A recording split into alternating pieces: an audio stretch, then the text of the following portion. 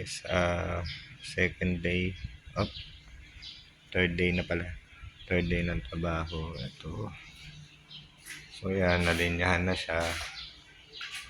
Yan, pagkataas ng linya, nalagyan na yan ng semento. Ito, nagduduktong to doon, papunta sa powder room, papunta doon sa loob. Tapos yung connection niya, ngayon dito, ayan, tapos yung nasa baba, papunta yan ng lababo. Tapos ito sa taas, punta yan ng connection sa taas para doon sa second floor. Tapos ito yan, padadaanin ng tubo dyan sa itaas na yan para magkaroon dito sa lababo dito na malaki. Tapos yung tubo sa labas yan, pasok yan dito. So yan, lalagyan ng mga panibagong gripo. So yan, para naman sa toilet bowl.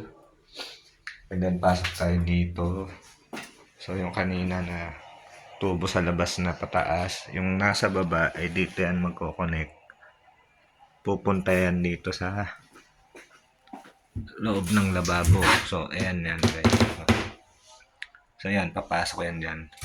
Tapos yung taas, yung butas naman doon sa taas, tatap yan doon sa kisa meron na yan linya dati.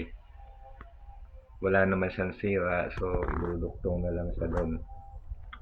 Tapos from here, and dito, maglalagay dyan ng tubo, connection dito sa taas.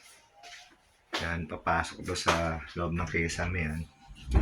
So dire-diretso yan hanggang dito, kasi meron pa ditong isang gripo. So yan. So yan pa yung mga gagawin. Haba-haba pang trabaho guys.